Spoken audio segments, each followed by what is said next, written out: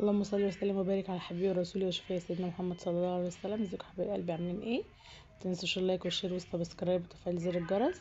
النهارده هنعمل كشري اسكندراني. معايا بصلايه كده صغيره قطعتها، بس بتحبي تقطعيها صغيره كبيره اي حاجه اللي انت عايزاه. حطيت معلقتين سمنه واحط معلقه زيت عشان الزيت بيلمع، يبقى يلمع كده وما يعجنش. وهفضل اقلب كده لحد ما تحمر او لونها يتغير. بصوا، اول ما تتغير كده هنزل عليها بمعلقه توم، هقلبها بس تقليبه واحده، مش هخليها تلون حتى. بعدين معايا الرز والعدس، غسلته وصفيته كويس وهنزل بيه بقى. افضل بقى اقلبه كده شويه عشان الرز تتغلف كده الزيت. زي ما انتوا شايفين كده لازم تقلبيها كويس عشان ما يعجنش منك. خلاص كده قلبناه، ننزل بقى بالمقدار بتاع الميه. كل كوبايه رز ليها كوبايه ميه.